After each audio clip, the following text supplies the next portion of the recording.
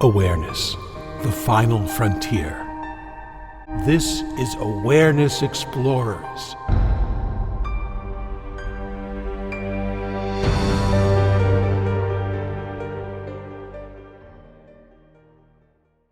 Welcome back, fellow explorers, to Awareness Explorers. Great to have you again. And I'm super excited. I say this often, but I really have been using our guest stuff lately, and I find it fascinating. I'll get to Todd and Pernille Lent Damore in a moment when I introduce them. First, saying hi to Brian. What's happening with you? Hey, how you doing, Jonathan? I'm thrilled. As you mentioned that you usually know a great deal about our guests, and know a little less. But I have been able to learn some about the awakening curriculum and the Fetters. So I'm very looking forward to it.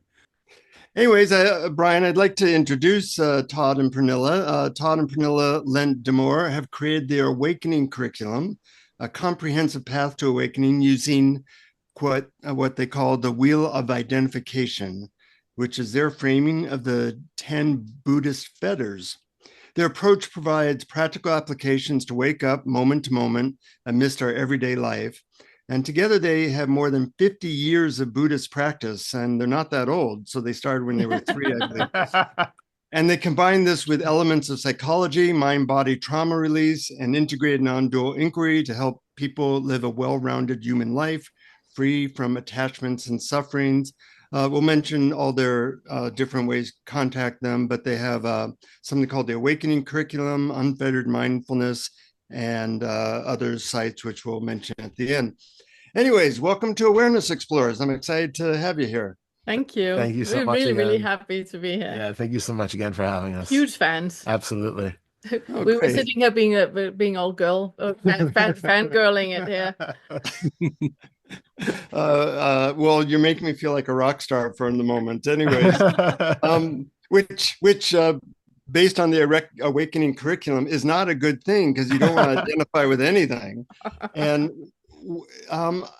for people who are not familiar with your work, which will be most people listening, what could you say is what you're trying to do to help awaken them, or what might be unique about your approach? Yeah, so I would say what we do is we take the 10 fetters, which other people have worked with, which for anybody who doesn't know, it's effectively 10 concepts, right? They're not real things, even though we use the framework of breaking them or weakening them. They're conceptual ideas about ways in which we cause identification and suffering in our own lives. And this is kind of like a handy toolbox, the way I look at it, to see throughout our day, we can check in moment to moment and find out, in what way am I identifying right now? In what way am I creating something out of nothing? Am I creating some sort of problem where it's not actually existent in my five senses? And it's basically coming back to that. And through that, starting to see through all of those illusions that keep us bound into the idea of a separate individual self, having, all sorts of cravings and aversions that we have to be constantly working with or fighting against or satisfying, having those, any sort of like conceptual attachments, all of that stuff gets seen through little by little. And I think what really makes it different, the way that we work, is that so much of it is about the humanity of it. It's not about just transcending and leaving the human experience. It's about recognizing that whatever we are experiencing right now, is a purely human experience from a purely human perspective. And what we're doing is effectively a type of human awakening. I mean, we don't know what it's like to wake up as a dog or to wake up as a bee, if such a thing is possible. We're using the tools that we have as this biological organism that happens to be a human, and seeing all the ways in which the brain and psychology and biology are making Biochemistry. is making this experience what it is, and being able to see through that kind of, the matrix of it, through the illusory nature of that, in order to have a more wide open, expansive, loving, compassionate, less, experience filled with less suffering and less selfing. But yeah, I think it's really important to have that human aspect to it, where we're not denying anything. It's not about, leaving the body behind on some other shore or something. It's like we're really about the integration of both the practice into daily life as well as the aftermath of, it's not about just being enlightened, going off into a cave and never being seen again. It's really how you live the best possible human existence while we're here. And yeah, and the fetters is it's a Buddhist way. It's from the Samyana Sutta that is talking about the 10 different ways that we identify. And like Todd said, it's not there are none of them that are real. But for example, like the self-identification that we have, where I regard me being here, this is my body, this is my gender, this is my name, that all the things that I take as being mine and take as being a part of me, that's the first fetter. And when we work with that, it's really seeing through how much in my everyday life am I identifying as a me that I either need to protect, or to to defend, or to or what do you call it?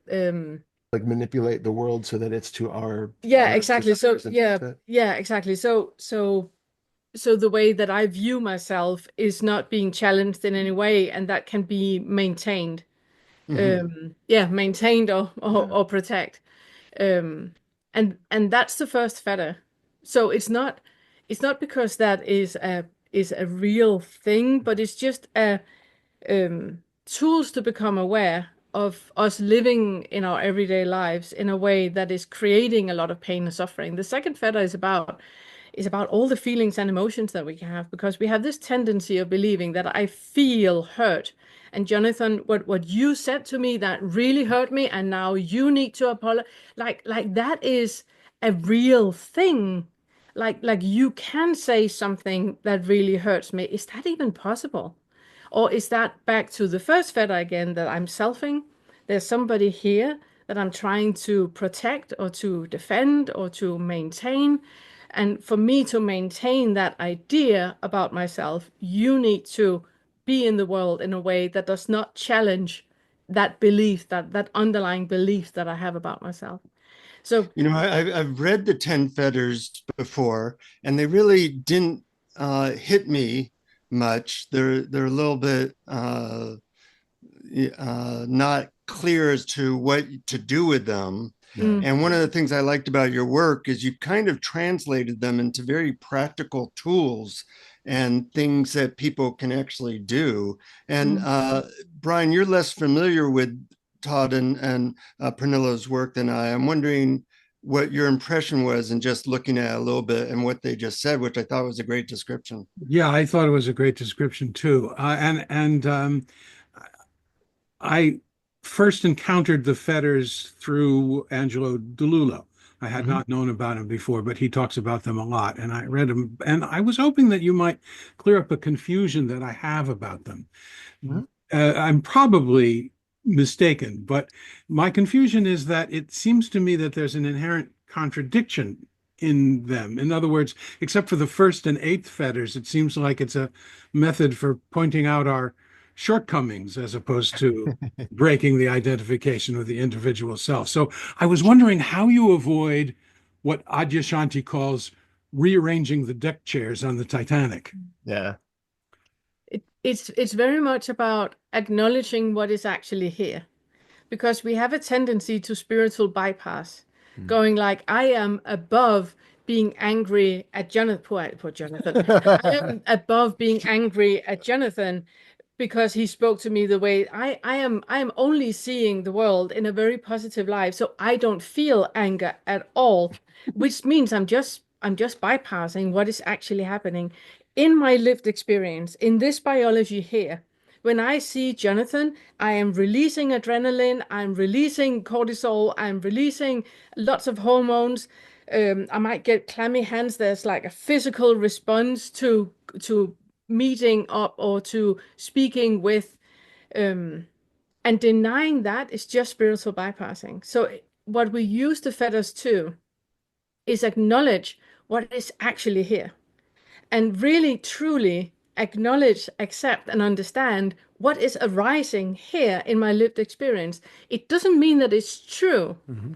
It just means that this is what is happening in this biology, and that can be looked into through my direct experience. Really, what Todd is so good at making inquiries into the experience, but what does that actually feel? What is it? And I will end up in a space where I see, okay, I don't want to feel all this whenever I speak with Jonathan. I don't want to feel all this. Okay, can I be in a body where the fact of the matter is that I am feeling all this? And that has two answers. Yes, I can be with it, or no, I cannot be with it. I don't want to be that person. Okay, instead of creating resistance to the resistance, I now acknowledge that I have resistance to the way that this is presenting itself. So the fetters, the way that we work with them, it's very much about slowing down and zooming in and acknowledging what is here, what is not what I want to be here, but what is actually my reality. And by doing that, you create a very intimate and honest and authentic relationship to your lived experience.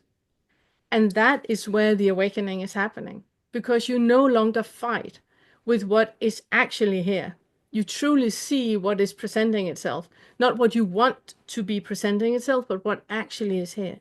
Mhm. And you would describe what is actually here as your direct sensory perception without the story about it. Is that Yes. correct? Yes, we keep coming back to the sensory experience. What is what we call direct experience, and that is what you can see, smell, taste, touch, and feel. But it's not what you think you're seeing or what you think you're smelling. It's what is actually there. And just becoming aware for everybody who's watching this right now, for everybody just to become aware, okay, what part of what I'm seeing right now am I actually seeing?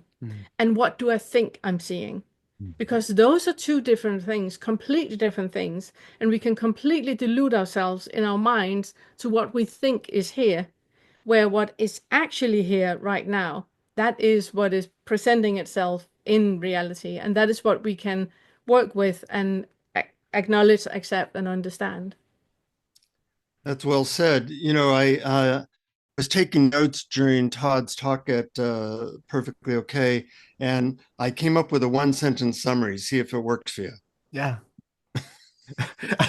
4 hours of talking a sentence, please. 4 hours of talking, 50 years of work. Now the guy's putting it into one freaking sentence. Yeah. Please do that. Okay. Would love that. We so need to learn how to condense. So please share. Okay. And of course, I'm always trying to turn conceptual ideas into techniques. Yeah. So the technique I was using based on your stuff is what is here with no resistance and no labels. Yeah. Thank you. Spot on. We're Sure, now going to I close down charge the for that, awakening by the way. curriculum. That'll cost you $20,000. Fair enough. Totally fair.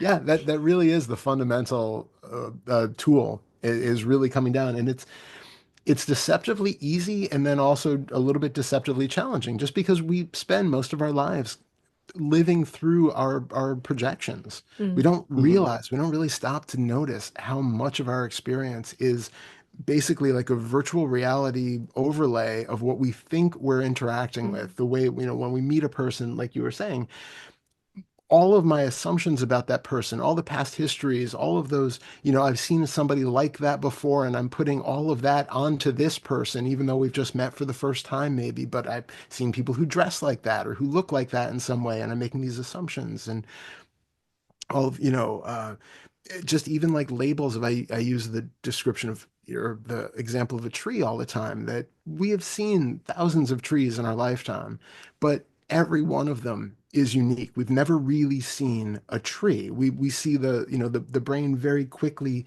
takes a bunch of similarities in and then smacks a label of tree on top of it, just because it saves energy. That way that we don't have to actually experience every little nook and cranny of the bark and the leaves and try to assimilate all of these different little fleeting images into something bigger. But we do that with absolutely everything in our lives, so that we just live through these very shorthand labels as opposed to really absorbing into the sensory fields as they present themselves. And then, as I talked about in the second of the POK talks, the first fetters were really talking about coming down out of all of those labels and all of the ideas, and getting down out of thought into, like, what seems to be here, like into the senses. So instead of being completely taken up in not knowing the difference between, like, my thoughts about a person and the person, or my thoughts about a situation and the reality of the situation, we come down into the body, we come back to the reality of here. But then once we start working with the upper five fetters, then we even start to break that down. Also, they're what we take to be that sort of stable, grounding reality of the five senses. The more we absorb into those and see how much we're interacting with those in kind of very easily less nuanced ways, the more we just absorb into each of those, they start to break down, and that's when you start to have kind of the more wild psychedelic awakening Experiences. experiences that people tend to have. Yeah, it kind of reminded me a little bit of the Course in Miracles, where they will say something like, nothing you see is real, or something like that. One of the things I found personally helpful was, I'm not sure which Fedter it was. It was, somewhere in the first five, where you're really taking a microscope in a certain way with your awareness to what is it that's creating this sense of a separate self in this moment. Yeah. And I found that a really interesting inquiry, because most of the time, for some reason, I feel like Jonathan, even though, I'm basically Yeah. pure awareness playing this game. Yeah. And it's very interesting to look at, well, how am I creating that? And a lot of the tools that you talk about were really like microscopes, looking at, well, as you focus that microscope, it all starts to fall apart. Yeah. Exactly. And I'm wondering if you talk a little bit more about that process, like Yeah. how that works, or how people can make use of that. Absolutely. Actually, that was what I was planning when you had asked me if I wanted to do, or asked us if we wanted to do a guided meditation. It was exactly that sort of thing that I was kind of walk Mhm. through, because there is what I think is kind of the foundational tool that we use in most of the fetters, which is this kind of microscopic zooming in.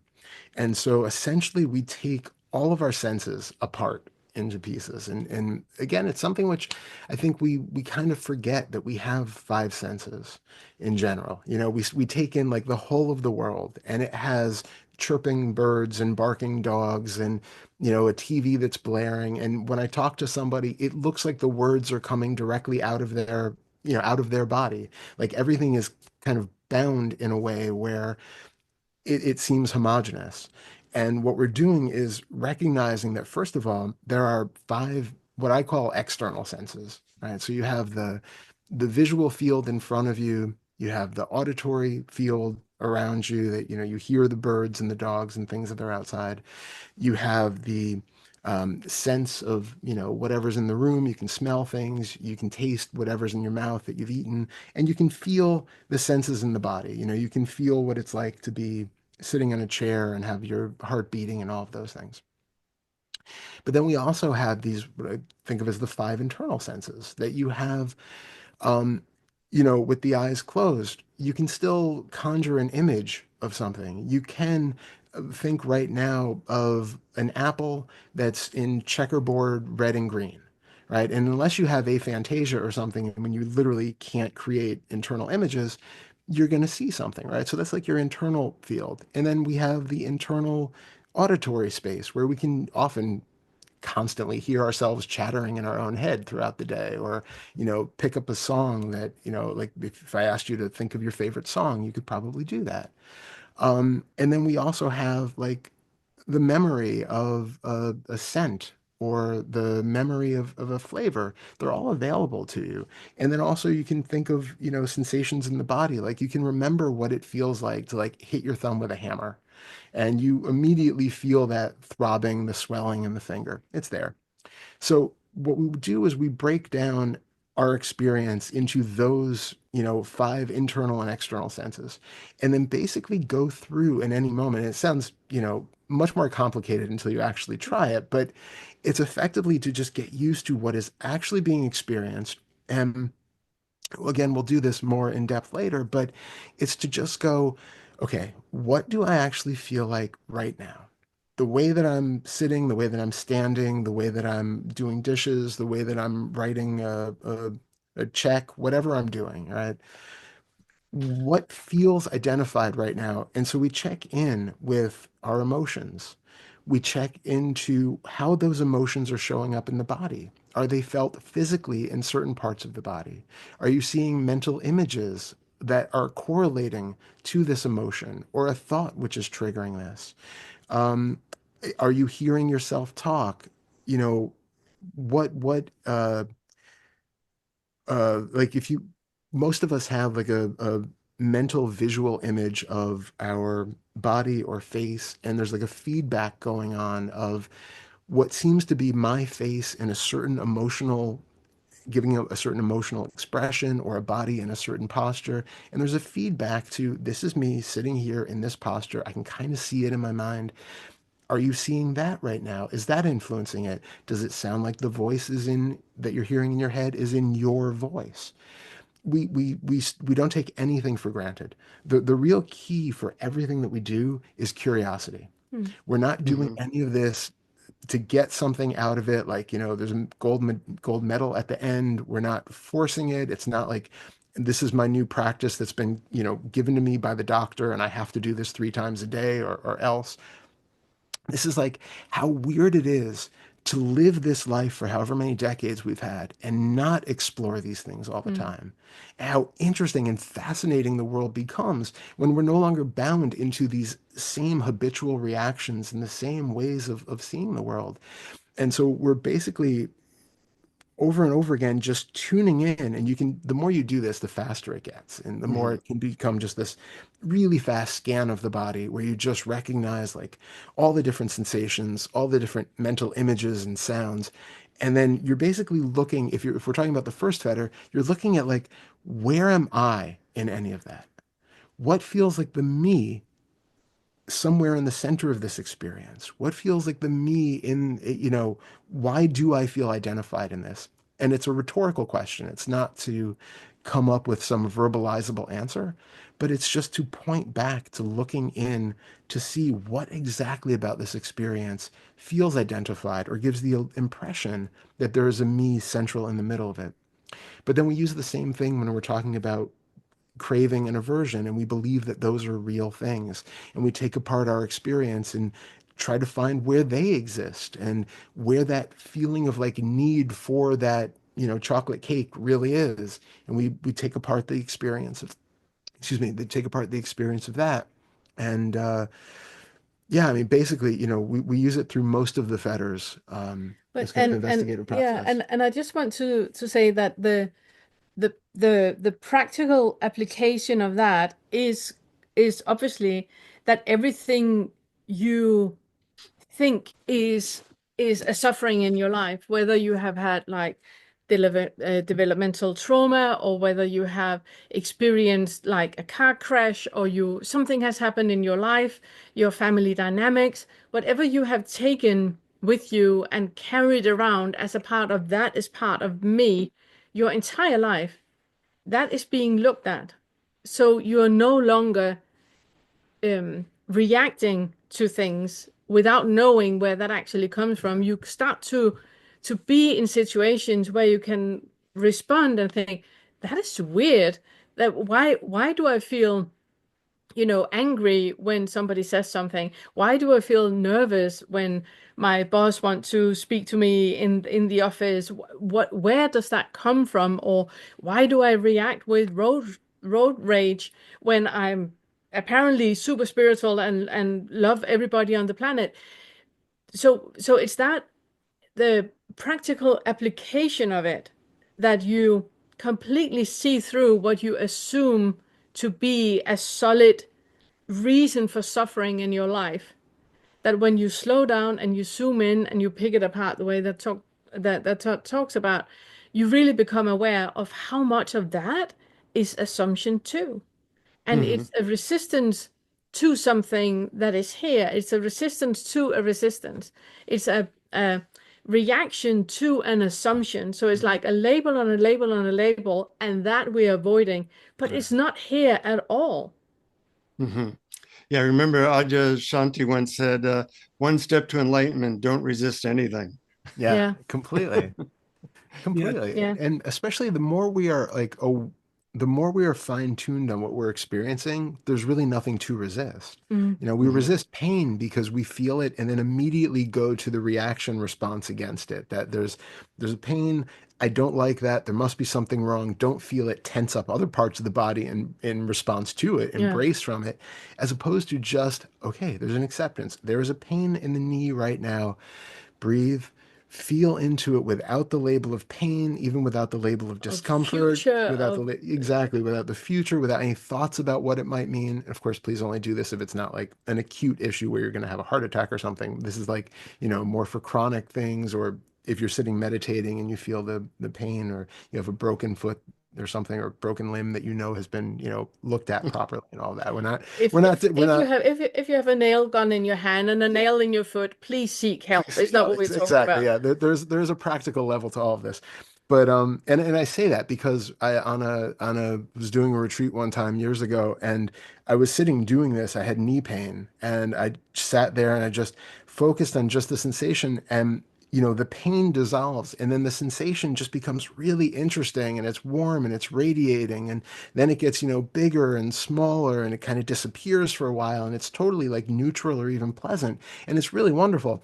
But at the time, I didn't know I actually had a knee problem, and when I went to stand up, it was so swollen. It was like I couldn't sit, you know, cross-legged. I couldn't really sit on the floor for like a day and a half, and it ended up I needed surgery later that year. So like it is doing these things within, you know, the middle way, the middle way. Exactly. The middle way. Find the middle way. But the point is that we can take, you know, even chronic pain, things like that, and really absorb into them, and that sensation just becomes raw, pure, unfiltered sensation, which is absolutely lovely. So there's nothing to resist when we come down below the level of label. I came up with a sentence the other day that is like, if you don't, it's not. And that is basically explaining all of the fetters in just those two sentences. I was considering we can just delete the entire awakening curriculum and just tell people, if you don't, it's not, and then it's sorted. Because it's basically that. If you don't, it's a bit like the double arrow in the Buddhist story, that, you know, you're hit by an arrow and that there's pain in the body from where that arrow hit your body. But the extra type of pain is coming from you thinking about all the things that now my shoulder is hurt with the arrow, and oh my goodness, it's going to get inflamed, and what is happening then? And all of that extra layer that we add to everything is where, which is 95% probably. That is where the majority of suffering is. So if you don't, it's not. If you don't create all of those things in your mind, it's not really what you think is here. Something else is here if you don't create all of that, or if at least you just slow down and zoom in and notice with curiosity, what am I adding to this situation right now? Yeah, I've always loved that. I've always loved that double arrow analogy. It always seemed to me that that pain is the first arrow, and the idea that it shouldn't be. Yeah. Or you say all the thoughts about it is the second arrow. But I wanted to just go back to something you said earlier, Todd, about looking in and asking, is there a self here in the experience? And I remember doing that practice and not succeeding, because my answer was always yes. There's the experience, and then there's the me that's experienced. And then later on, I mean, it was actually years later, something occurred to me to ask, are there two experiences? Yeah. It's only one experience. Yeah.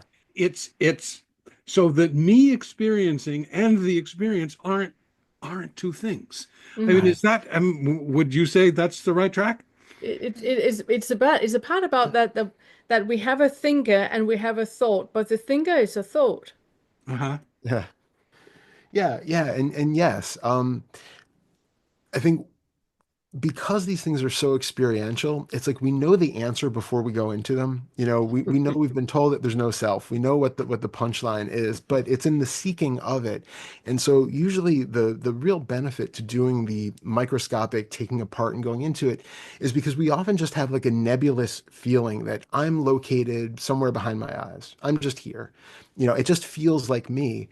And what we find the more, and I do this with people one-to-one a lot, is like taking apart, okay, so now where do you feel like you are? And then they'll tell me where they are. And okay, now let's feel into that. Do you feel the sensation behind the eyes? Do you feel, buzzing here? Is it the muscles of the eyes that you're feeling? Are you behind or in front of your face? Are you, we can start to break things apart in ways that all of a sudden that feeling, that certainty that you have that, well, I know I'm there someplace, actually gets shaken because what we take to be the me that is there wasn't that. It turns out it's just actually a physical ball of sensation that I wasn't really noticing was there, or that it was just a mental image, or, there's some other maybe more unbounded feeling of presence or something. But then even going into that, okay, well, is that felt in your felt sense? Are you getting like a mental image of this sort of space and darkness, or even the body with some sort of shimmer around it? How is it showing up that you are getting the conceptual idea that this is still a me? We can't take any of that for granted. And little by little, it's sort of like a very sequential guided neti kind of a practice. But without the conceptualization of even saying, this is not me, it's just recognizing directly, like, oh, if I feel like I'm a sensation in my leg and I sense just that raw sensation, the ownership of that starts to just fall away on its own. You said that really well. In doing some of your practices, I noticed that what really got me much more than anything else was the voice in my head. Mm. That it's pretty consistent. It's playing 24/7 pretty much, and that I tend to identify with it. Whereas I'm not so much identified with, say, sensations in my body. That's easier for me to disidentify with. So I'm wondering what you would say to people in terms of not identifying with that voice, which does sound, it speaks in my voice, it doesn't sound like Mickey Mouse. It actually, and it's making declarations. And I tend to think it's me, even though I don't have control over it. What would you say is useful in that disidentification process? Well, it's actually funny. I've had some funny experiences with that one. And I'm not saying that this is necessarily a good way to go about it, but there have been periods in my life where I would listen to so much of somebody else. Like there were years where I listened to like a lot of Alan Watts. And then all of a sudden the voice in my head would start to sound like Alan Watts. And there was a period where I was reading and listening to a lot of Hunter Thompson, and the voice in my head started to sound like Hunter Thompson. And it was like, I realized then that this is not as definitive as it seems, that this is really me. It is a very malleable sense that it just happens to be. I am used to hearing this, right? We hear ourselves talk out loud more than we hear anybody else. Even if we live with somebody else, we're always in this body hearing this vessel talk, talk, talk, talk, talk. Mm-hmm. So it's like the voice that we're most familiar with. And if you kind of play with that and change it, maybe take one recording of somebody, or one, like Alan Watts or something, he's a really good one for it. Listen to it over and over and over again every day. You might start to find that internal sound actually starts to change. What I also point to more practically than doing that is to recognize that what you're also hearing is not just the internal sound that's making it feel identified. That most of us don't realize, when we have internal thoughts, we are making very tiny movements of the tongue and the jaw, the lips, that go along with it. So I usually say to people, if you haven't recognized this, just sit there naturally. You don't have to try to say anything out loud or using the mouth. But if you just recite the alphabet in your mind and pay attention to what it feels like in your lips and your tongue and your jaw, you're probably noticing these very micro movements that are happening.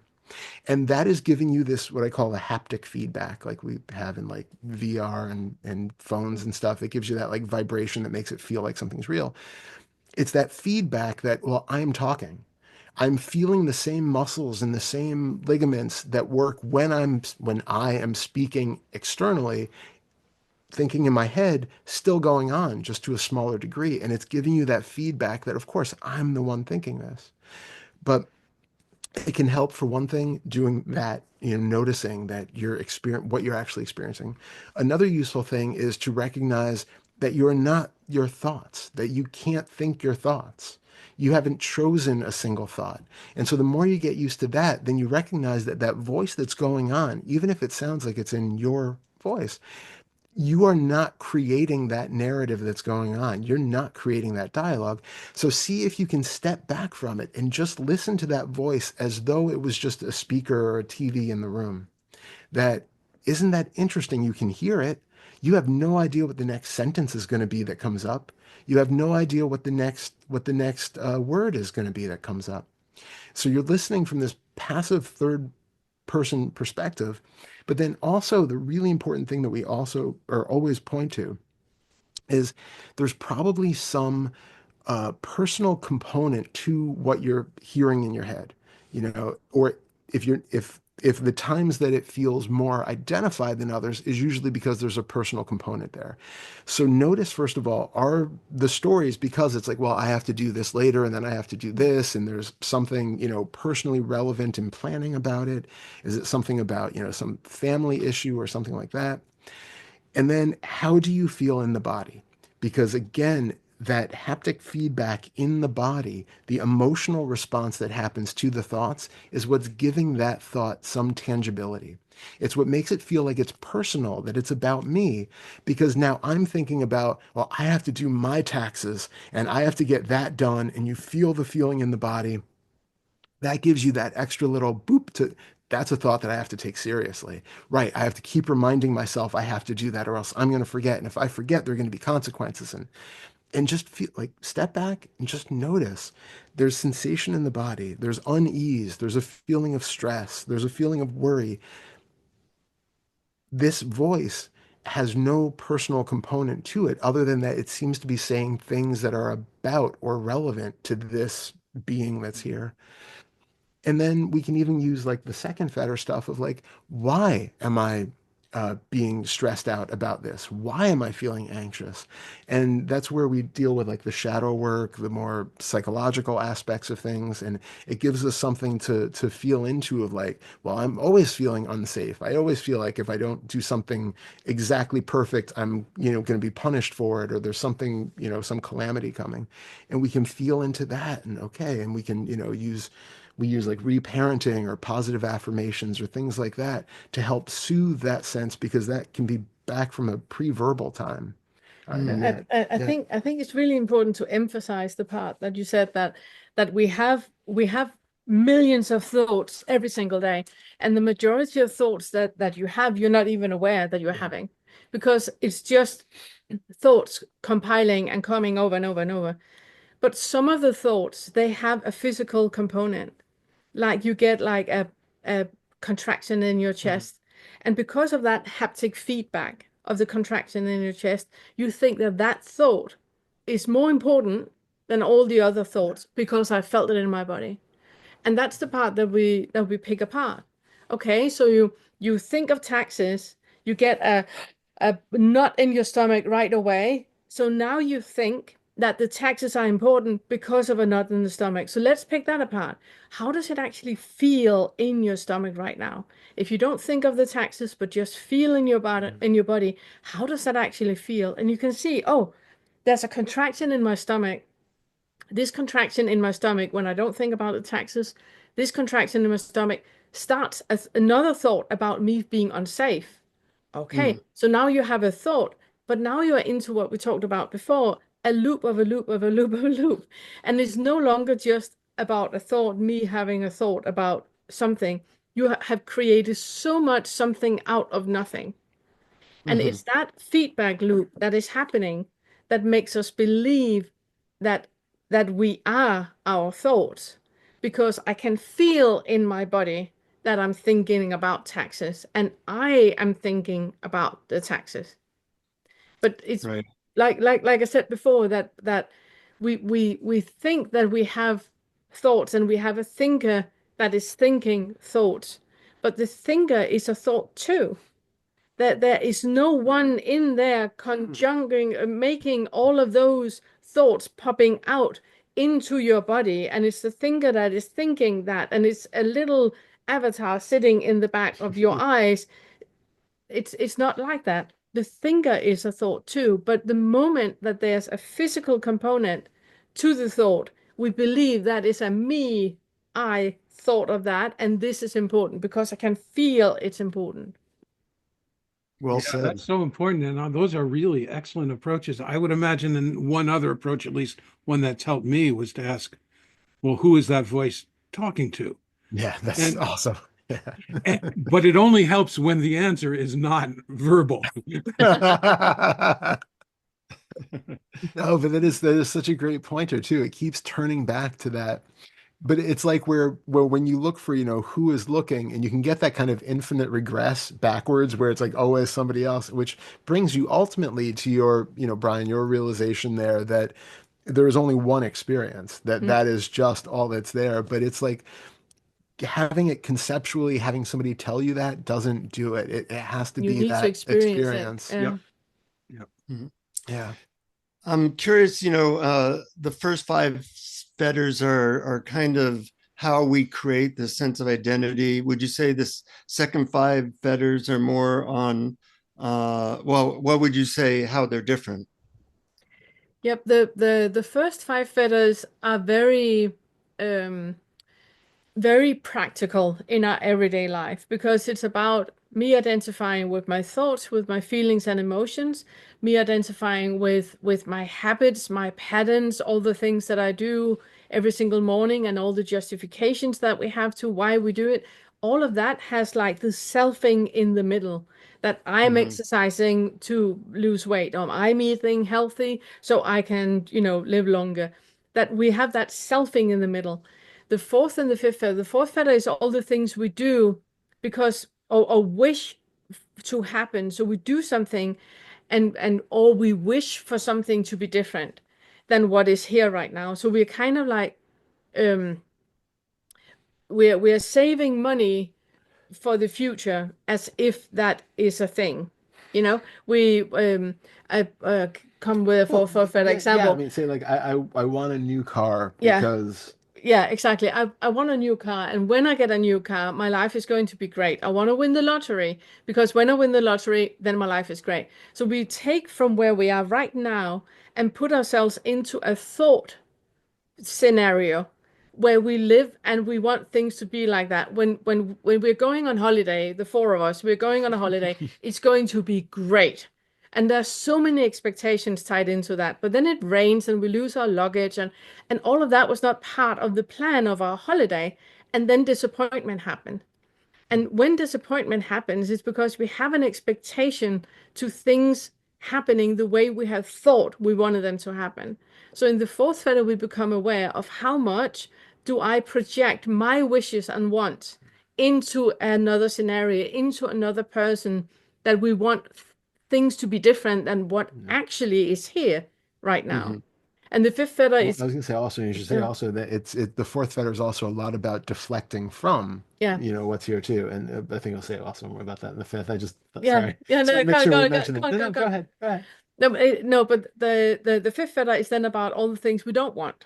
So I don't want, uh, Janice at my work to speak to me the way that she speaks to me, as if I have any say over Janice and how she is in the world. But if she spoke differently to me, my day would be so much better. So it's all the things we don't want instead of looking at what is actually here. So the lower fives are very much very practical, low level, Yeah. easy to work with, recognizable, release suffering in a very straightforward way. Yeah, and again, like I was just gonna Yeah, every time that you feel like, well, I really want a beer, or I really want chocolate to cake. chocolate cake or a candy bar or whatever, you can feel into, is that urge coming up because you're distracting from Diverting, something yeah. that's here. You're diverting from something that's uncomfortable in your situation, in your body, in your thoughts. What is happening right now that is seemingly going to distract you from for a little while and give you a promise of something better. Yeah, So we all know that with doom scrolling, yeah, with having, half a bottle of wine when we come back from work or something, because we have lived in a way where we did not like the way that our life was, but we can divert a bit from it, we can deflect a bit from it by doing something else, not looking at what is actually here. So it's basically looking at our everyday life on how we are not present in the now and why we're not present in the now, because there's always an underlying belief, like an undercurrent, that is creating what we call the toxic starting point, where you have a deep-seated feeling of fear, anger, guilt, and shame, and you are doing everything in your power to avoid feeling that. And we do that with all the diversions, with smoking and drinking and gambling and yelling at people in traffic and cell phones and yeah, self-scrolling and all of that. So that's the lower fives. The higher fives, it's more that when you really have realized that all the things you assume is reality is not, then let's see how far that one goes. And that's what we do with the Psychedelics high can help five. a lot with that. Yeah, very much so. It's one of those things where the two meet up a lot, like and if you use psychedelics and you have these experiences, I think the really important thing is the integration of it so that it's not Yeah. just a peak experience that's, put on a shelf that you remember. Or I think another really, just since you brought it up, because I've worked with a lot of people who have history of using psychedelics. Hmm. And one of the problems that I've seen is that it gives them these false expectations that, Mm. they took acid, they had this amazing experience, they became one with everything, they were, just absolutely expansive and peak, religious kind of experience. And then they expect, like, I need that again, but without the acid. And so all of these practices seem to be failing if they haven't had a complete, permanent breakdown of everything in a way that leads them into being this, completely blissed out, expansive psychedelic experience forever, which I think is maybe a bit of a disappointment for people. But we tell them that that's not the end goal, is to live in a completely, permanent state of psychedelia, but to rather take the insights from that, integrate them, and be able to live a world of that sort of positive detachment, where we know that it's not really real, but we can play in it as though it were. And And it's also what we do in the higher fives, where exactly. where the six fetters, where we look into that delusion that we have, that I am a subject here and there's an object out there. So we play with that delusion and Mm, notice what is actually real, not what I think is real, but what is actually real. For example, if I ask you guys to close your eyes and feel into your foot. First of all, your eyes will look down because we're talking about the feet. And second of all, you will probably see an image of a foot. It might not even be your foot, but of a foot for your inner eye. And you have a feeling that your foot is somewhere south of where your eyes are. But if you really, really feel into your foot right now, you can feel your toes, you can feel your foot, maybe you can feel your socks, your feet resting on the floor. But those are assumptions of your foot. If you really feel into your foot, you cannot discern where your foot stops and your sock starts, or where your foot stops and the floor starts. You can just feel buzzing sensation. And if you look even further into it, that buzzing sensation is not necessarily south of your eyes. It's just a buzzing sensation in space. Which begs the question, do you have a foot?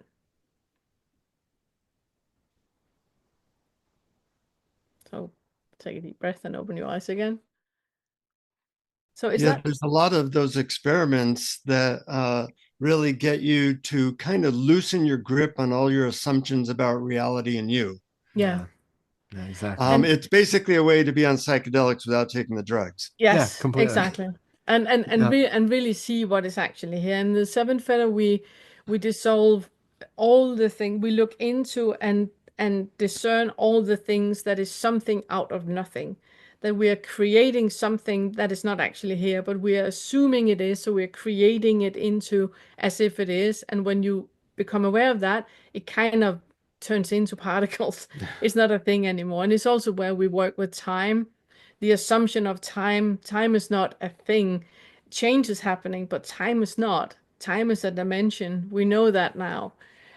So it's really noticing that where we feel, because we have a biological vessel, a meat suit that we live in, we feel that time is like horizontal, where we have the past and the present and the future. But in reality, it's vertical. Everything is happening at the same time, and it's right now that is happening. When you think of your past, it's not happening in the past, it's happening now. When you think about the future, it's not happening in the future, it's happening right now. So we are taking the horizontal level of time and making it vertical where it actually is. So we no longer create something out of nothing.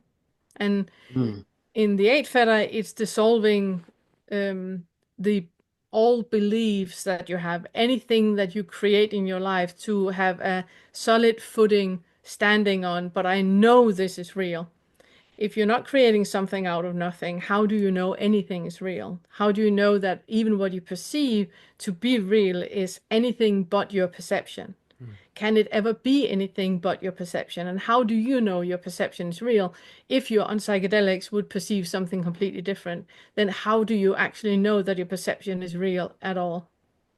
And in the ninth fetter, we completely stop any idea of thinking, since there is not creating something out of nothing anymore, and there's no time to do anything in, and there's nothing that you can say has a solid foundation in anything. We just flow with whatever is arising. So it's very much a flow fetter, where we move with whatever is arising right now. So there's not really much planning happening. There's like practical things like setting an alarm and having a clock so we know to meet you guys at the right time, and having Zoom and paying the bills so we have electricity to be on. So there's like those practical things are happening, but they're not happening with stories anymore. It's just a happening that is occurring. And the 10th fetter is the wisdom of ignorance. It's really truly acknowledging that I do not know anything. I cannot come with and say anything that is in its essence true. I can only tell you how reality looks from my bubble of reality, from my perception, created from my past with my biochemistry, and I will be happy to share, but there's nothing true about it at all. Which just makes it very, very free to be with other people and to be in life, because there is no longer any truth to achieve or to anywhere particular to go. It's just that open heart-to-heart connection with other people, with whatever is arising and occurring right now, and just being present in this moment with whatever is. And it creates a freedom in me to be the way that I am, and for you to be the way that you are. Well, that's a lot. Yeah, it is. Brian? Well, when you described that 10th fetter, I found myself experiencing that directly in the moment to such an extent that I wasn't sure I was going to be able to say anything after. Yeah, lovely, lovely. But Go on. but I still, for some reason, I still came up with some questions to ask. Good. Go on. And actually, I had two questions, one for each of you, and I realize in one way that they're the same question. For example, Pernille, I watched a video of you where you said you cannot think your way out of trauma into healing. Trauma can only be solved. It cannot be solved. It can only be healed.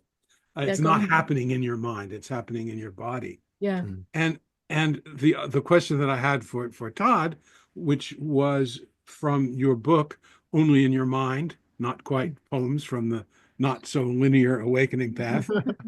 I gather from that book that you were a victim of bullying as a kid, Oh, absolutely. and I was too. And when I look back on it, I realize I wouldn't have felt so victimized if I didn't feel that there was a very fragile ego that needed to be Mm. defended.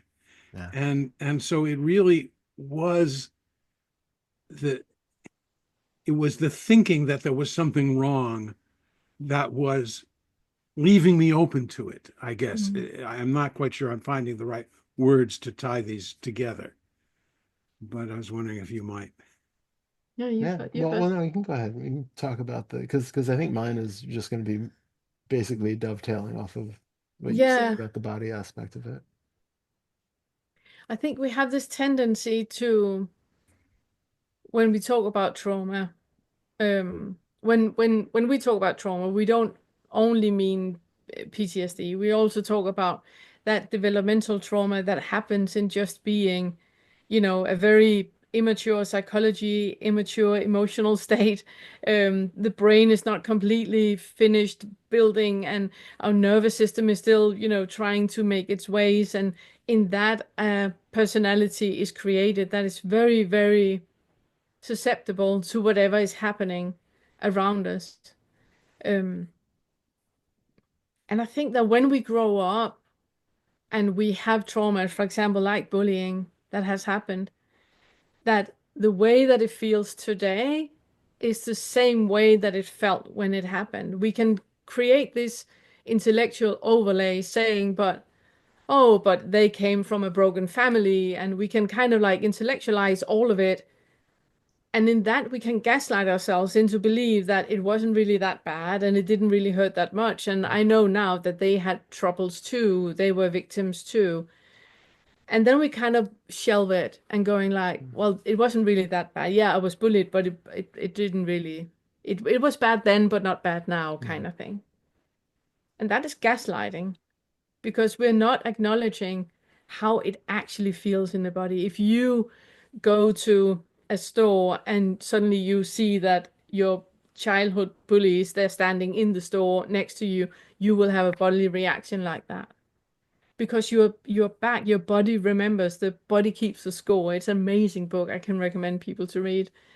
Um, the bodies remember everything. Everything is stored in your body. And we have an exercise that we do. We have a workshop called the mind body integration workshop where we look at all these things. And there's an exercise that we do that is release the freeze. And it's basically when we in our nervous system have experienced something that puts us in a freeze state, which is often happening when we're bullied, because we can't fight back, so we can't do the fight. We can't run away because we're going to school again tomorrow, so the flight doesn't work.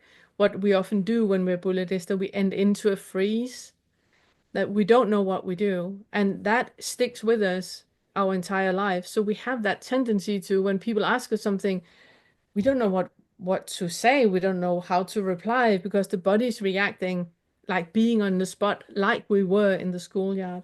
And then we know what we want to say 36 hours later, but in the moment, we're completely blank. And that is because the body is in a freeze state. So we tend to think that the bullying was only about in the school and only about that. And then we have intellectualized it into not being an issue at all.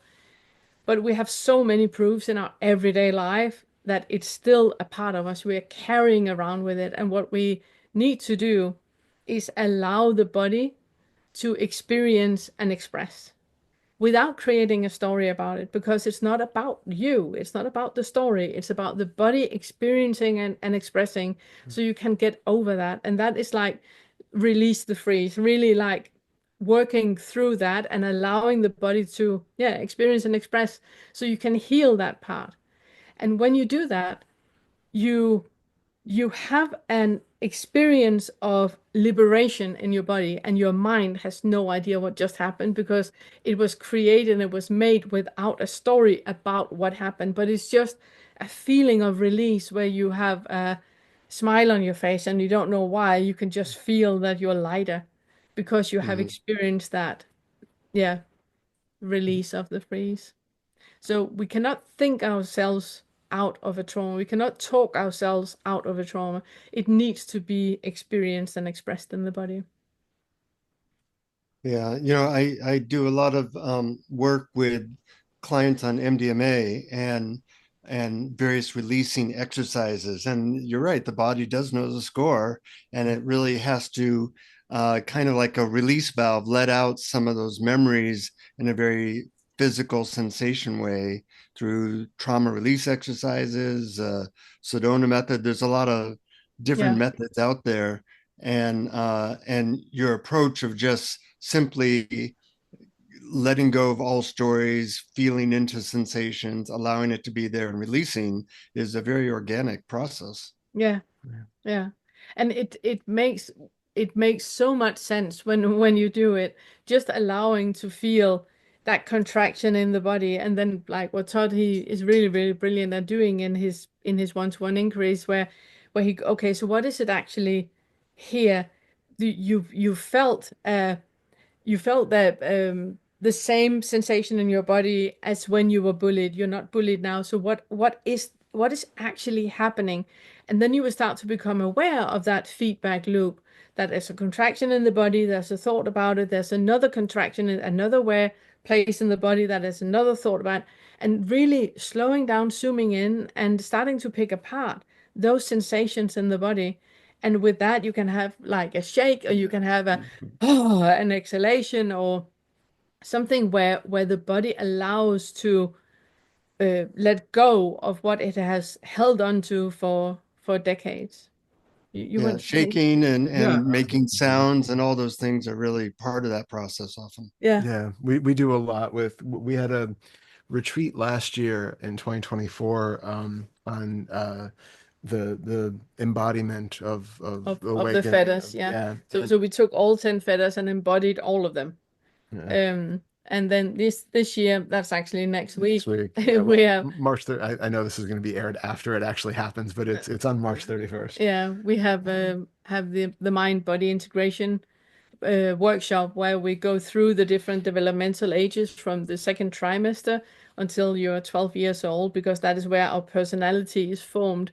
And it's formed with whatever chemistry is available at the time, with whatever perception, psychological perception we have at a different age.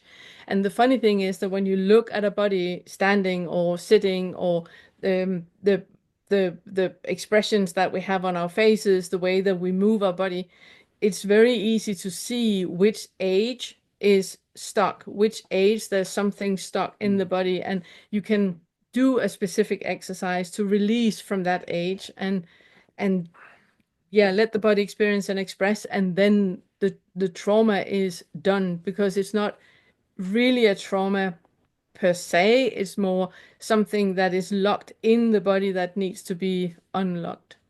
Yeah. So Todd, then the idea that I had voiced, that being bullied was tapping into my sense that there was a very fragile ego that needed to be defended. Is that actually not helpful? Is that just simply another story? And we really, the only recourse is to look into how that feels in the body?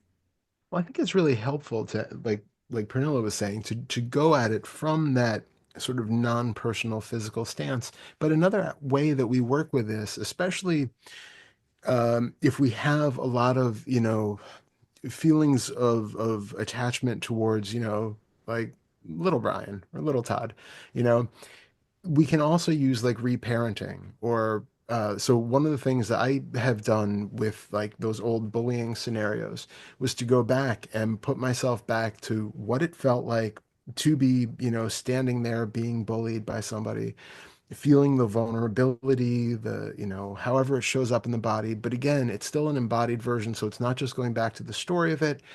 It's really being, what did it feel like? And then while feeling that, be the, older, wiser version that little Todd needed to be next to him, to defend him, to tell him what he needed to hear, to reassure him, to rewrite the history in that moment. Because we're living as though the past was real. Mm. You know, right now, from this vantage point, the past did not exist. It doesn't exist. There's no way to actually go back to it. It's not to gaslight ourselves into believing that, nothing happened in a certain way, but it's just to recognize that from where I'm sitting right here, I can't even tell that I was ever born. I can't even tell that there was any past history at all. A memory pops into the mind, and there's a feeling in the body that corresponds to that memory. But that memory could have been a TV show or a movie I watched Mm. at one point. It's Or very Total Recall from the movie, right, planted exactly. memory.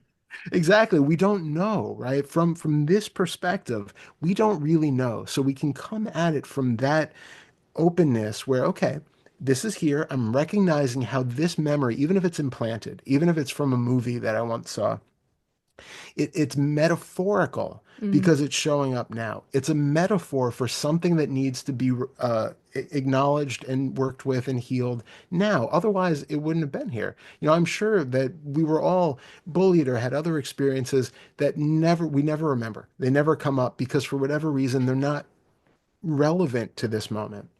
So because it's here right now, it's just calling for us to, okay, I hear you, I see you. Then again, we either feel the body, we feel what's here. Exactly. Feel whatever you're feeling in the body right now and acknowledge it. Thank it for being here because it's here to tell you something, right? None of these things, even if it's like a feeling of sadness or shame or embarrassment or guilt, none of it is here to punish us or to make us feel less than or anything like that. It's just something that's calling out for attention. So we welcome it, we thank it, we appreciate it for And we trying to love it keep for us being safe. here. Exactly, and we love it. And then we respond and give it whatever it needs, right? It might be just attention. It might be reassurances. It might be that you are safe, you're loved, or I am safe, I am loved. Even though we're talking about there's no self, there's still aspects where that kind of programming of positive affirmations can have a deeper benefit.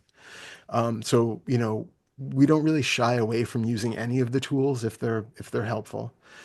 We just don't want to get caught up in them and believe that they are some ultimate reality. They're all tools that we use and then leave. And then, if you want to do the reparenting where you use that image, that memory as a metaphor, you put yourself in that Mm. perspective. You be the wiser self who's still here, and you can feel how much bigger you are now.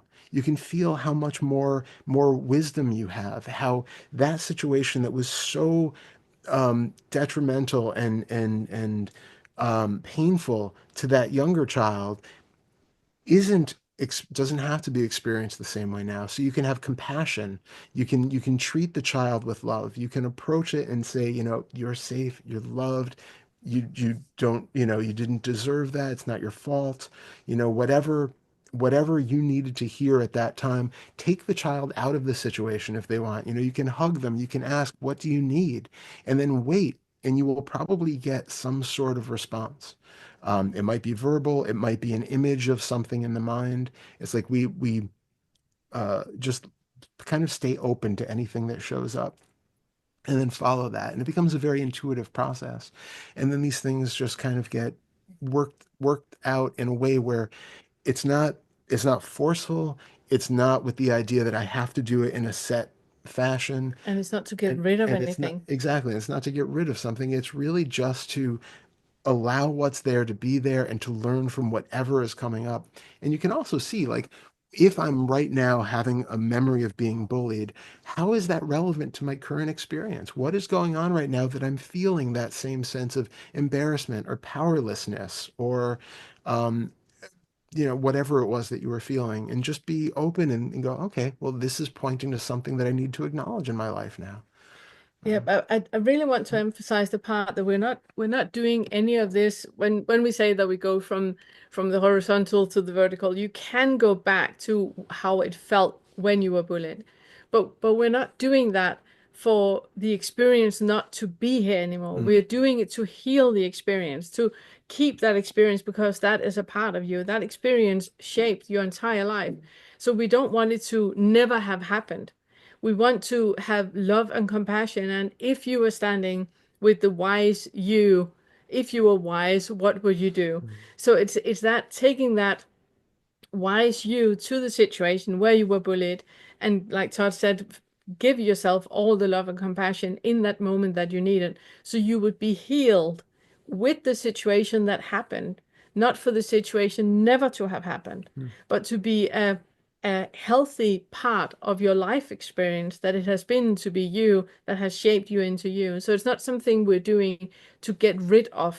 It's something that we do to create a loving, warm, compassionate relationship too. Beautiful. Such an important point. Yeah, Thank you, yeah. Brian. I feel like we could talk to you forever, and but in an hour we've given a little bit of overview of what you've done. There's so many aspects to it. You know, the 10 fetters are really 10 different worldviews and things to do. Yeah. Yeah. And we'll get to how people can find out more about your work. But I'm interested in you guiding us a meditation that has something to do with how you use this microscopic view Yeah. to really help people in a very precise way. So, would you be open to sharing something like that? Absolutely. Yeah, I'd Yay. love that. Yay. Yay. I love it. So to start off with, you see me changing my posture, but please don't. So for right now, we're Don't do what we do. don't do what we do. We're going to do something different. So normally we put ourselves into a certain posture when we meditate because there's an idea that it conveys a sense of peacefulness, of, being the Buddha, something like that. But what we want to do when we're doing these exercises is not to convey anything different than what is currently here. So I want you to become aware, whatever you're doing in whichever posture you're in right now, how it feels to be you in this moment. So, we have the idea that the posture really changes our being. And so, for instance, if you just imagine for a second, if you were standing, walking down the street with your hands behind your back, chest out, head up, that's a very different feeling than if you were walking down the street, looking at the ground, shoulders hunched over, head down. So right now, take stock of how you're feeling. Take stock of what position the body is in. Take stock of any feelings, any emotions that are just floating around in your space. And then we can start to explore specifically. So to begin with, where does it feel like you are located right now? Notice if anything pops to mind immediately, or if anything jumps out in your experience. If so, for right now, just take note of it. We want to take stock before we start going in with the microscope and taking apart all of our sensations. Okay. Now, let's all become acquainted with all of our sense fields so that we have easy access to noticing what is showing up where. So for right now, if your eyes were closed, open them. Take in the room around you. Notice alone what is your visual field. See if you can decouple it from any sounds that are coming from any objects, if you happen to notice that. Just take in the colors and the shapes. Also recognize if there is a very quick recognition of what objects are. Are you getting a sense of the name of the object, the past history of it, whether you have any likes or dislikes towards it? And see if you can just notice that that is a filter that's happening on top of the raw experience of color and shape.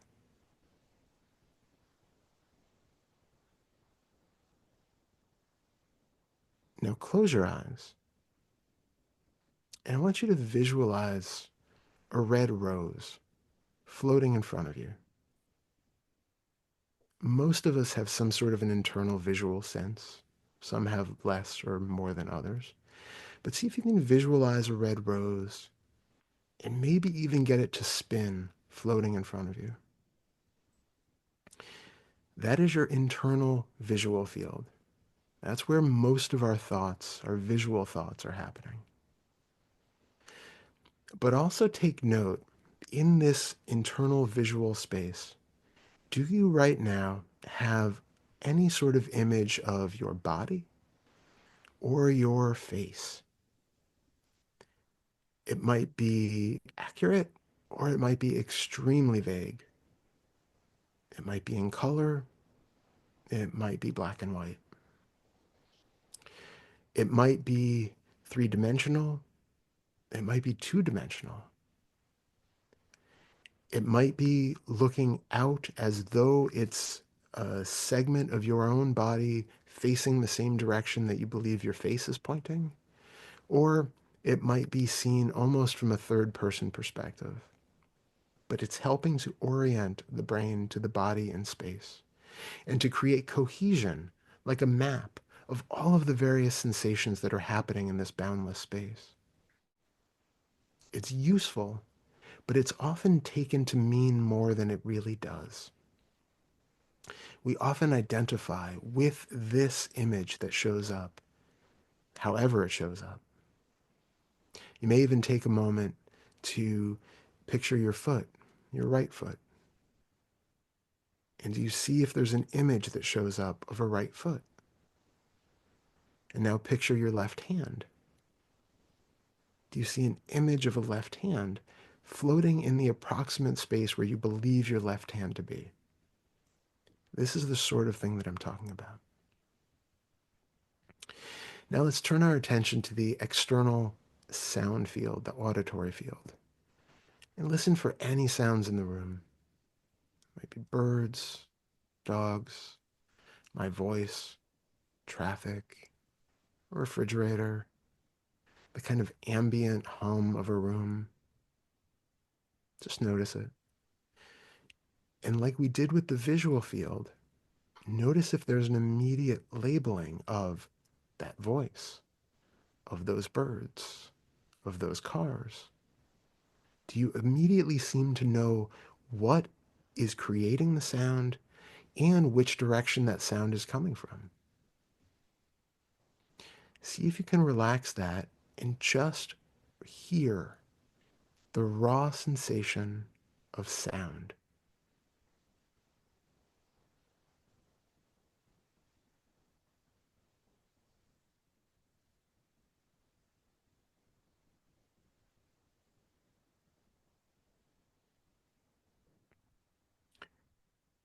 Now take stock of the internal auditory system.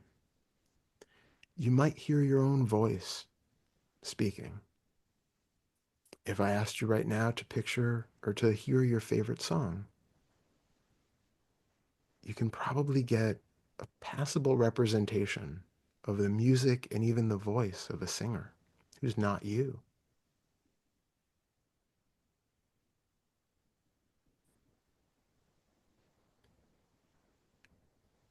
Again, if you hear yourself saying the alphabet, or just listen for a random sentence that appears in the mind, this is the internal auditory space.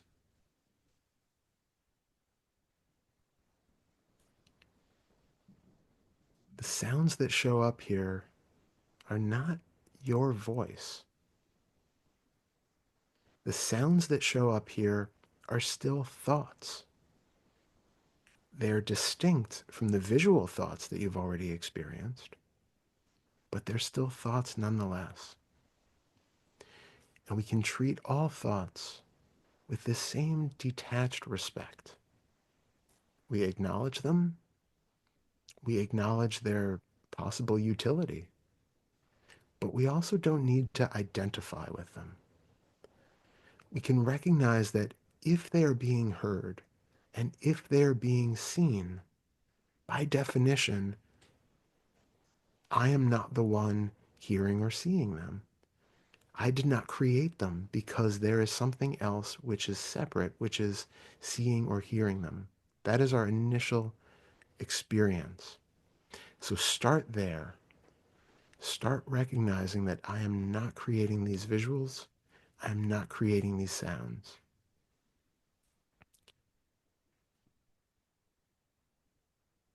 Now come down into the body. Feel whatever sensations are here to be felt. Can you feel your seat on the chair, your feet on the floor, your arms on your legs? Can you possibly feel your heartbeat, blood flowing, churning in the belly? Feel any tension or pressure in the forehead or around the eyes. Feel if there's any tension in the throat or the shoulders. Just be aware of what's here. This is like the virtual room that gives body and experience and validity to any thoughts that show up. So we want to be very aware of the sensations that appear in this space. And now also notice the internal mental version of this felt space. So, for instance, if you imagine stubbing your toe, you can probably feel what it was like to have stubbed a toe.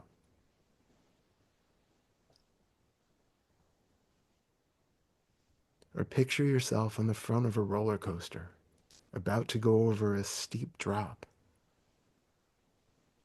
Do you feel the sensation of the belly rising? That whoosh that goes through the body? None of that is real and that is not happening right now, but it is still felt in the body. It's still felt in space. It's a sensation that we need to become aware of. You can also notice if there are any scents in the room around you right now. Can you smell the aromas of breakfast or lunch?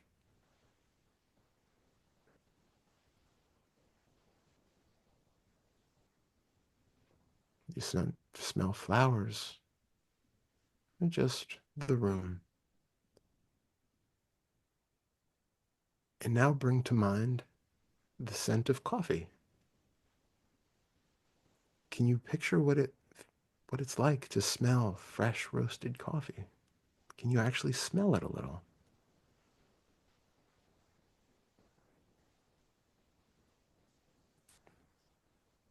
And now tune into what it's like to taste something right now. Your mouth has some sort of flavor in it, whether it was what you've most recently eaten or drank, or just the flavor of a waiting mouth. What does it taste like right now? Where is that flavor showing up in your experience? Is it actually located at mouth level? Can you tell that flavor is associated with a tongue?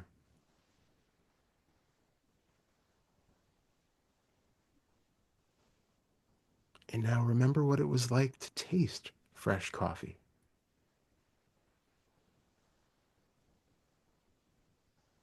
Warm apple pie.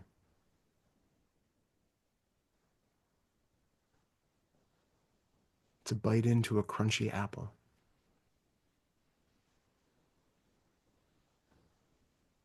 The flavor and the sense memories are there for you to feel and experience right now. So the totality of these 5 external senses and 5 internal senses are the totality of our world. This is our entire experience. So whenever we feel like there is a self who is experiencing the world right now, it must be located somewhere in these fields. This is what we have to experience and discern the world.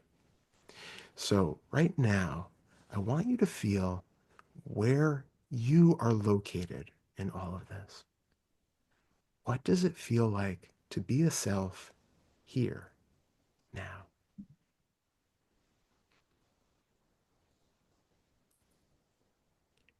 It's going to be different from everybody, but many people feel like they're located somewhere behind their eyes, or somewhere in the chest,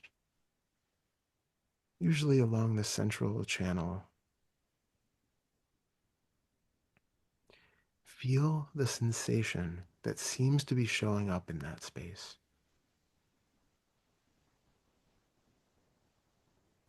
And put so much attention on the sensation of where you seem to be located that the ideas about it, the labels about it being you, can be dismissed for now. Absorb purely into the physical sensation of where you seem to be.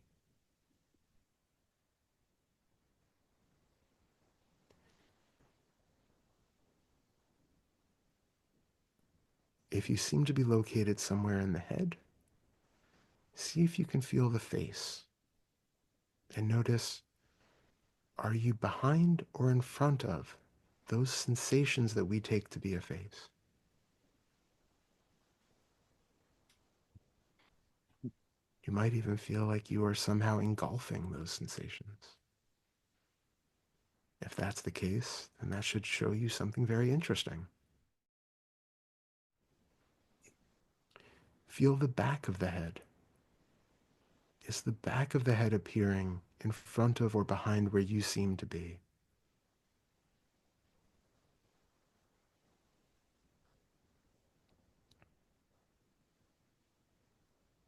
Again, you might even find that the back of the head is appearing in the same space where you seem to be located.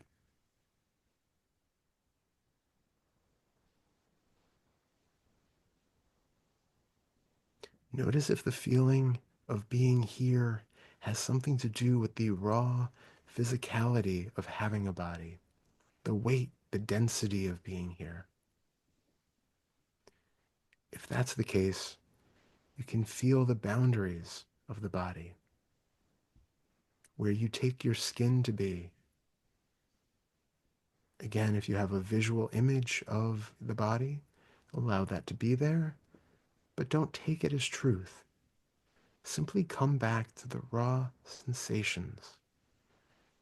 Are those raw sensations telling you that there even is such a thing as skin or the boundary of a body?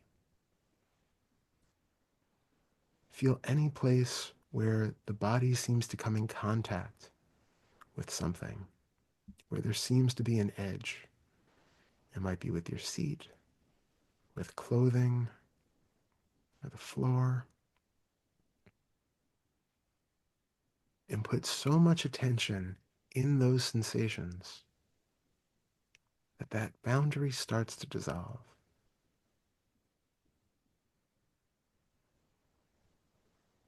What you take to be the boundary of a body is not necessarily truth either.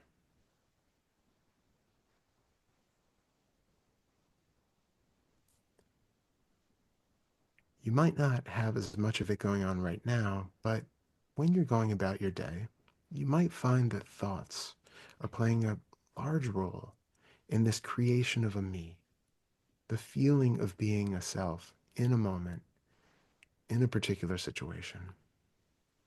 And then notice what thoughts are showing up and in which of the sense fields do they appear. So to get a feel for this right now, bring to mind something stressful that you're going to need to do in the next day or two. Most of us have some idea of an obligation, a job, something that we maybe aren't looking forward to, but need to do.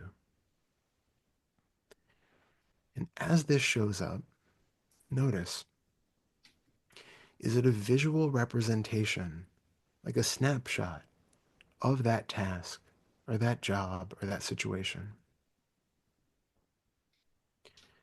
Is it a voice in the mind that is recounting a list of things that need to be done? Are you hearing somebody's voice who you're going to have to deal with that you would rather not have to deal with? Just take note of where those images are showing up, where those sounds are showing up. And as soon as they are, as soon as you get that sense of this is me and an obligation I have to fulfill, come into the body and feel what is changed. what has shown up alongside of these images and sounds? Is there suddenly a feeling of worry or concern? Are there particular contractions, tensions, rumbling, sweat, heat? Is there something that seems to be telling you that this thought is true? That this thought is really something I need to do, or else there are going to be consequences? And that only I can perform this task? Or I am going to have to be in this situation that I really don't want to be in? Just recognize that those feelings in the body, the emotions and their sensations of those emotions, are what are making those thoughts seem real and dire, and making that situation seem like something you don't want to be in. You are not actually in the situation right now, and yet it can feel like you are. So that tells you that that situation is not real. It's not a concern. It's not a problem if you can imagine it and feel the same sensation now. You're living in a virtual reality where you are creating situations and your reactions to them. So we want to come back to what is actually here. In those sensations that appear in the body, can you tell that there is anything to be concerned about in that situation?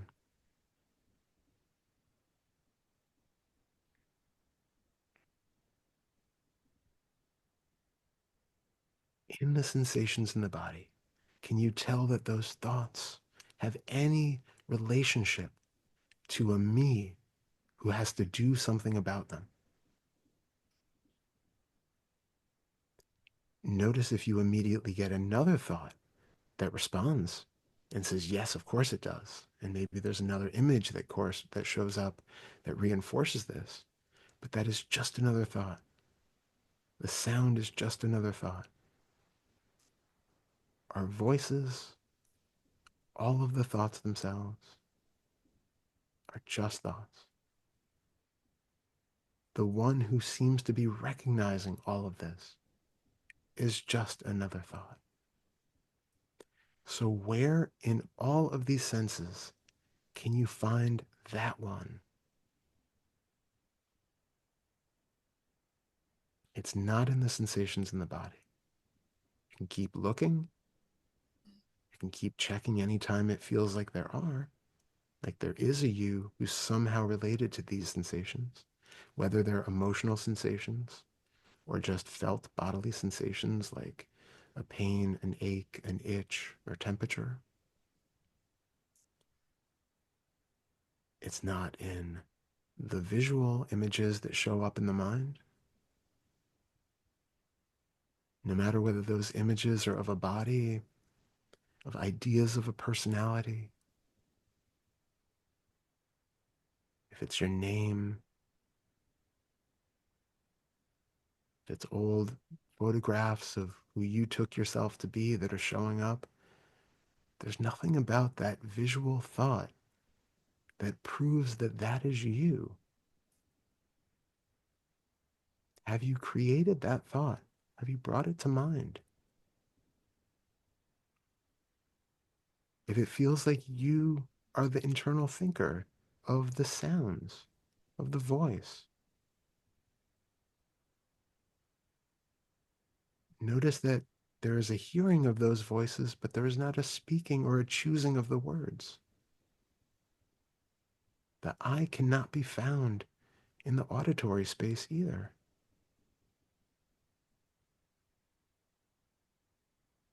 So can the I be found in the sense of smell or the sense of taste?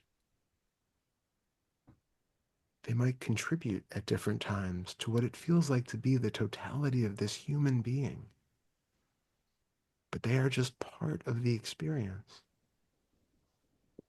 What we find is that there's this greater nebulous experience of self that we feel when we're not breaking down experience into its parts. even if there feels to be this boundless openness. Where are you experiencing that boundless openness from? Are you seeing a visual representation of it?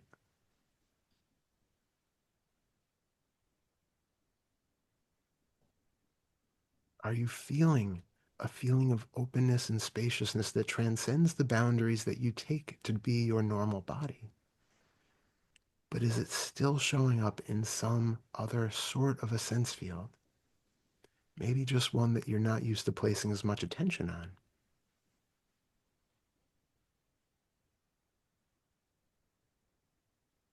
What is here right now that can be defined as a me unless you are putting a concept, a label, onto a group of other sensations and calling it me?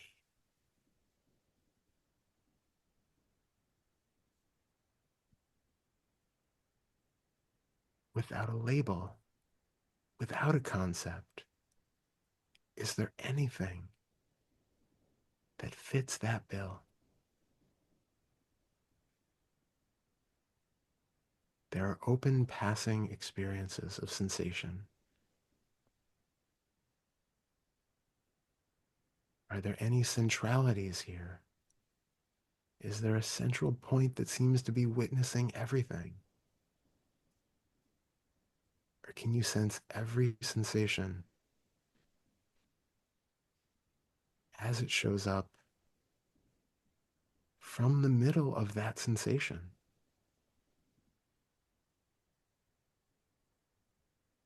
The more we get acquainted with the senses, the more we can lose that sense of locality and spaciousness, that spatial difference between me being located here and the sensations appearing over there at a distance, below, above. We just absorb, we stay open, and we allow that sense of self to collapse on its own. It's not a problem that it's here. It serves a purpose at certain times in our life. It's just not real. So these practices aren't to get rid of a sense of self. It's simply to see how the illusion is made and allow for at least a period for it to fall apart. Experience what life is like without a center. What life is like when the senses are not bound together into one unified experience of being me walking through a world. Instead, all the boundaries can fall apart. They can dissolve.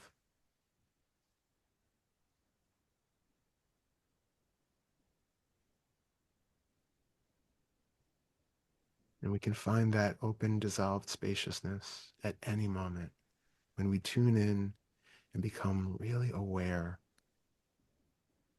without thought, without judgment, without resistance, without concept of what is actually appearing right now.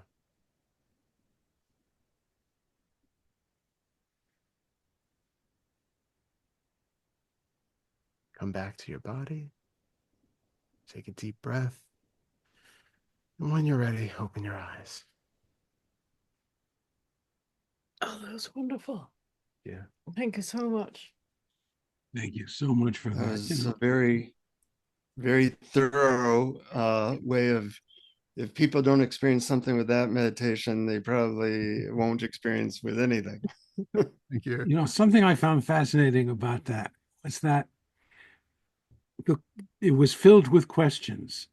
And I found that it was actually not necessary to have any kind of conceptual or verbal answer to the questions, but the fact of the questions, the fact that the questions turned my attention inward Yeah, to direct experience was sufficient. yeah. Yeah.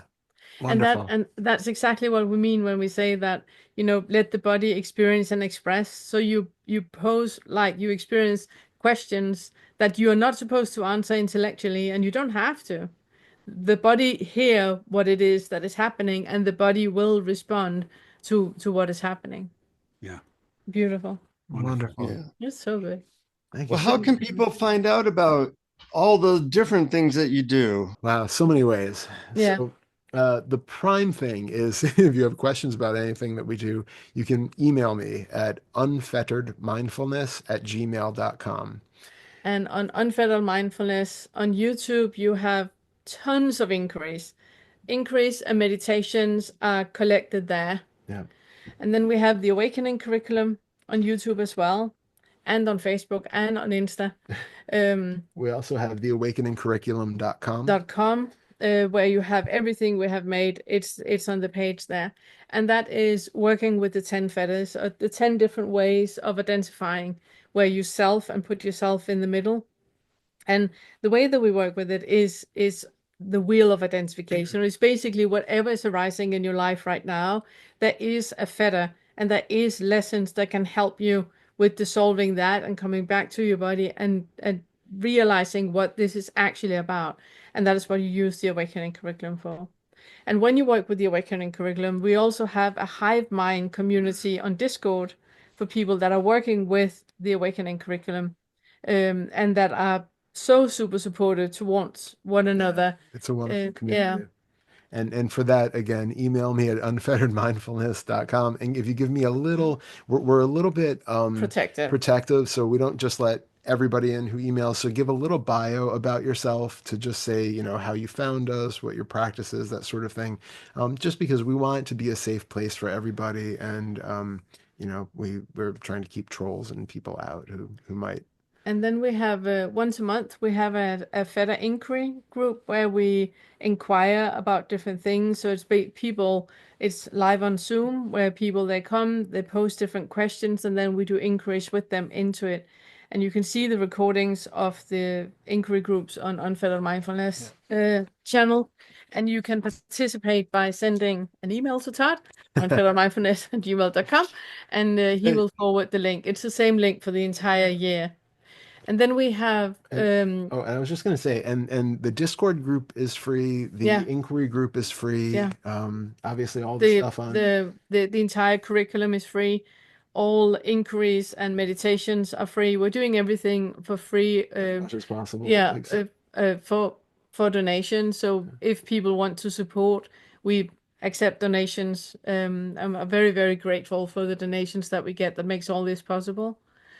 And then we have twice a year we have workshops. Like I said, the workshop last year that was embodiment of the fetters, and this year we have a workshop which is the mind-body integration. So it's looking back to how you became you, the personality that you have, what causes and conditions created you, and then supporting the body in experience and expressing. And that's the only thing that we charge for. And there's a beginning fee, a beginning donation, and then you can donate more if you want to. So we make it as cheap as possible so everybody can participate. And we also had a 3-day retreat, and we do them all virtual. So far, none of them have been in person. So they're all recorded, but we had a 3-day retreat in January. And so last year's retreat, the 7-day retreat, is available for purchase now. If people want to record, the entire thing is recorded. There's 30 some videos that are part of it. Yeah, it's like 100 hours of, of material. And a PDF ebook. And then we also have the 3-day one that's available. And then we have this one. We have this one with 100, all the 1 week, because it's 7 days workshop, they come with an ebook as well. So you have tools in your hands, and you have all the recordings to get back to, and you can re-listen as much as you want. And we have communities on Discord. We're so fortunate that we have supporters in every single time zone that can, so there's always somebody there that you can meet up with on Discord in a video room and get support to whatever is going on in your life at the moment during the retreats and the workshops. And we're planning on, at this point, another 7-day retreat that's going to be more about direct inquiry and meditation using, the Fetters. Like, really, we in the past, we tend to be very information based. We tend to tell a lot of information. We info dump. We do. So the retreat, the 7-day, is going to be much more just experiential, lots of meditation, lots of inquiry, and that sort of thing. And that's going to be in November. Which is with the all 10 fetters again, but it's very inquiry based and meditation based in the fall. And then we also have a new series of talks coming up at POK. So every 2 months we're going to be doing a talk on POK. So nice. the first one is May 25th. POK is the perfectly okay Perfectly okay community. community, yeah. Yeah. So and So what I hear is that you're just starting out, you don't have much stuff out yet, and that And Todd's book. Oh, and I have a book. Yeah, if what I really like about the book is that it's a very unconventional awakening book, because it's describing how it was to come from suicidal ideation and depression and anxiety and bullying and all of those things, and then coming into being Todd today.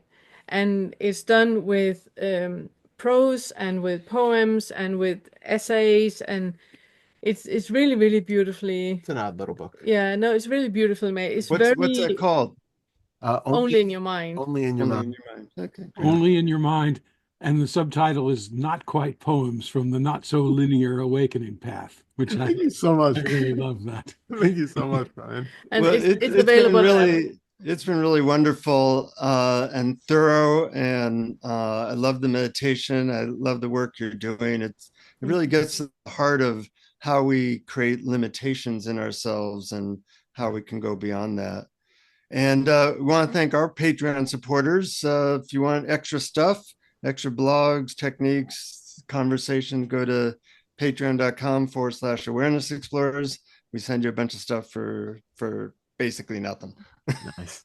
Anyways, many blessings on your work, and may it continue and impact people. Any last words, Brian? Just to say thank you, and I'm very grateful to you both for being so generous with your time here. And Thank you so much. Thank you so much. Hear it. Thank And you. as you know, as a fan of this podcast, we always close with 2 magic words. Keep exploring. Keep exploring. Keep exploring. Okay. Thank you for listening to Awareness Explorers. To learn more, you can check out our website at awarenessexplorers.com. Please subscribe to our podcast on your favorite podcast app. We'd love it if you would post a review. And please share our link on Facebook and with family and friends, because knowing yourself as awareness is the greatest gift you can give yourself or someone you love.